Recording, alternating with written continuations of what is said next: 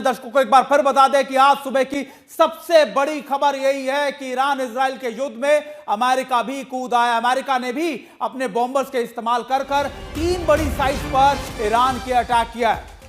और आपको बता दें कि कहा यह अमेरिका के राष्ट्रपति की तरफ से गया है। कुछ ही देर बाद उनकी तरफ से पूरी दुनिया को संबोधित किया जाएगा, इसी के बारे में जानकारी दी जाएगी। लेकिन फिलहाल जो बताया गया है वो ये है कि रात को ईरान के भीतर 3 परमाणु ठिकानों को पूरी तरह से नेस्तनाबूद कर दिया गया है और तमाम ये जो जेट्स हैं वापसी की तरफ हैं, सेना सुरक्षित है। तारीफें करते हुए राष्ट्रपति की तरफ से कहा गया है कि ये काम सिर्फ दुनिया में अमेरिका की सेना कर सकती थी। अमेरिका ने फोर्दो नेतंज और इस्फहान पर बम बरसाए हैं और ये बात ईरान की तरफ से भी एक्सेप्ट की गई। उन्होंने माना है कि इन तीनों ही ठिकानों पर अमेरिका की तरफ से हमला किया गया है, लेकिन नुकसान ज्यादा नहीं हुआ। बिल्कुल नुकसान ज्यादा नहीं हुआ। ये पहले भी ईरान कहता है, जब इजराइल की तरफ से भी लगातार उनके ऊपर पिछले 9 दिनों में बड़े अटैक्स किए गए थे, तब भी ईरान ये बात कहता आया था कि हम पर कोई नुकसान नहीं हुआ। और एक बार फिर अमेरिकी स्ट्राइक्स के बाद भी ईरान ने वही बात दोहराई। इस बीच एक बड़ी खबर अपने दर्शकों को एक बार फिर बता दें कि यूएस नागरिकों को सेना पर हमला कर सकता है ईरान। ईरान की तरफ से लगातार ये आकलन किया जा रहा है कि अब ईरान भी बदला लेगा। अमेरिकी सेना पर अब हमारा पहला लक्ष्य है ये ईरान टीवी की तरफ से कहा गया, जिसका इंतजार सुमित बहुत लंबे समय से किया जा रहा था कि ईरान की तरफ से क्या प्रतिक्रिया आती है, किस तरीके के रिएक्शन एंड रिटेलिएशन देखने को मिलते हैं। बहुत साफ कर दिया गया यूएस नागरिकों के ऊपर और अमेरिकी सेना अब हमारा पहला लक्ष्य है, ईरान की तरफ से साफ कर दिया गया है। यानी कि जिस तरीके से उम्मीद की जा रही थी कि इतने बड़े हमलों के बाद, इस तरह की एक बड़ी तस्वीर देखने के बाद शायद ईरान की तरफ से रिटेलिएशन नहीं होगा और यहां पर अमेरिका को यह लग रहा था, कम से कम उनके ट्वीट को देखकर, कि यहां से शांति की शुरुआत होगी, जो अब कम से कम इस बयान के बाद होती हुई नजर नहीं आ रही है। ईरान की तरफ से जो बार बार जो पोस्चरिंग या फिर बार बार जो ताकत दिखाई जा रही थी वो आगे भी जारी रहेगी। सुमित, कुल मिलाकर अगर देखा जाए तो इतनी शांति के साथ जैसा कि उम्मीद कर रहे डोनाल्ड ट्रंप, ये सब कुछ खत्म नहीं होने वाला। बिल्कुल, और खत्म होने भी नहीं होने वाला। और खास तौर पर यह भी देखिए शशि आप कि ईरान भी लगातार अटैक करने की पूरी कोशिश करेगा और ईरान लगातार ये कहता आया है कि वो बातचीत के लिए अभी तैयार नहीं है जब तक हमले नहीं रुकेंगे। शायद यही वजह है कि ये खबर उसको लेकर एक बार फिर से बयां कर रही है कि ईरान अब बड़े अटैक करेगा और अटैक अमेरिकी नागरिकों और अमेरिकी सैनिक दोनों पर किए जाएंगे। रोहित हमारे साथ लगातार बने हो। रोहित, जो ये बयान है और ज्यादा परेशान करता है दुनिया भर के लिए, क्योंकि अगर इस तरीके से हमले किए जाते हैं, रिटेलिएशन ईरान की तरफ से होता है, चाहे वो सेना हो या यूएसए नागरिक हो, उसके बाद बाकी के देशों का इन्वॉल्व होना तय है। जी बिल्कुल, और मैं अभी एक एक्स पेंटागन ऑफिशियल से टेक्स्ट पे बात कर रहा था और मैंने उनसे पूछा कि हाउ डज दिस एंड।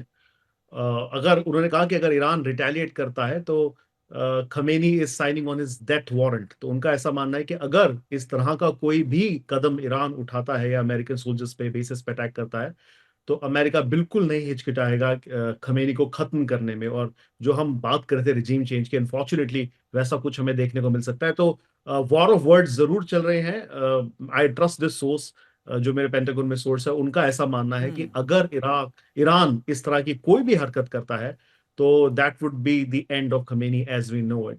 तो बड़ा इट्स नॉट शॉकिंग कि ईरान इस तरह के बयान देगा या रिटेलिएट करने की कोशिश करेगा। किस लेवल पे वो रिटेलिएट करता है, क्या वो अमेरिका पे रिटेलिएट करता है या इजराइल पे करता है, वो सारी चीजें हमें देखनी होगी।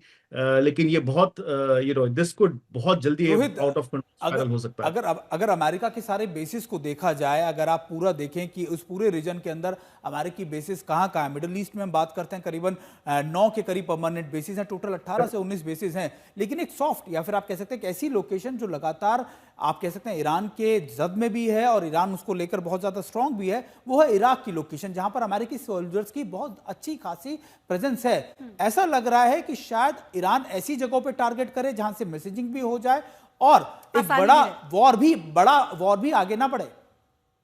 देखिए, एग्जिट स्ट्रेटेजी आई थिंक में ईरान के लिए कुछ ना कुछ तो होगी अगर वो इस तरह का कोई कदम उठाते हैं अगेन। लेकिन अमेरिकन सोल्जर्स पे अटैक करना, I think that would B devastating. वो मुझे नहीं लगता कि ईरान को ऐसी कोई हरकत करनी चाहिए। और यही मैसेज यहां से भी जा रहा है और I am pretty sure back channels जो कम्युनिकेट कर रहे होंगे पिछले कई घंटों से, वो भी यही मैसेजिंग ईरान के पास पहुंचा रहे होंगे। दूसरी चीज, 40,000 के आसपास अमेरिकन सोल्जर्स हैं वहां पे। वहां पे F-35 है, F-16 है, F-22 है, सब कुछ है वहां पे अमेरिका का। तो कोई भी ऐसी एक हमला करना जिसमें अमेरिका का नुकसान ना हो, ये मुझे बहुत मुश्किल लगता है ईरान की तरफ से। ये जरूर ईरान कर सकता है कि जैसे मैं कह रहा था कि कोई थर्ड पार्टी हुतीस के थ्रू कुछ अटैक करवा दिया जिसमें उनका डायरेक्ट इन्वॉल्वमेंट ना हो, ऐसा कुछ जरूर ईरान कर सकता है। लेकिन डायरेक्ट इन्वॉल्वमेंट करने के बाद मुझे नहीं लगता कि बहुत बहुत कम ऑप्शंस रह जाएंगे प्रेसिडेंट ट्रम्प के पास कि उन्हें कुछ ना कुछ बड़ा फिर से करना पड़ेगा। बिल्कुल। और लेकिन प्रॉक्सीज क्या इतने तैयार हैं, प्रॉक्सी क्या इतने सक्षम हैं? क्योंकि हouथियों की आपने बात की, लगातार सना में हमने देखा, खासतौर पे अलग अलग इलाकों में हमने देखा कि अमेरिका वहां पर भी स्ट्राइक्स करता आया है, वहां पे भी लगातार उनके जो आपके लॉजिस्टिक सपोर्ट सेंटर्स को अटैक करता है। तो क्या प्रॉक्सीज के पास भी वो ताकत है कि वो अमेरिका को या इजराइल को बड़ा नुकसान पहुंचा सके इस समय?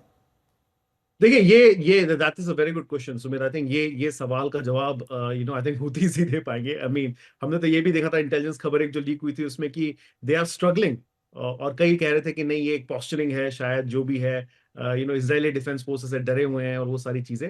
बट ईरान के पास आप देखें ऑप्शन ही क्या है। I mean Sumit, I mean या तो आप अमेरिका से डायरेक्टली आप उनसे जुड़ वॉर कर ले अटैक करके, और फिर आप अपनी रिजीम को जो है पूरी तरह से हटा दे वहां से, जिसमें खमेनी का अंत भी हो सकता है और बहुत ब्रूटल अंत हो सकता है। कल तो ये भी खबर आ रही थी कि खमेनी ने खुद ने अपने 3 सक्सेसर्स के नाम दिए हुए हैं।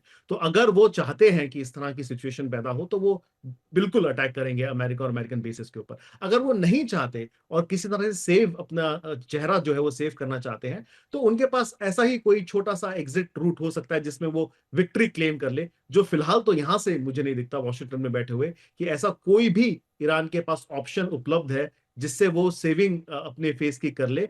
The only thing that they can do is या तो अटैक करे जी और या वो डिप्लोमेटिकली इस युद्ध को खत्म करे। रोहित, आप बने रहे हमारे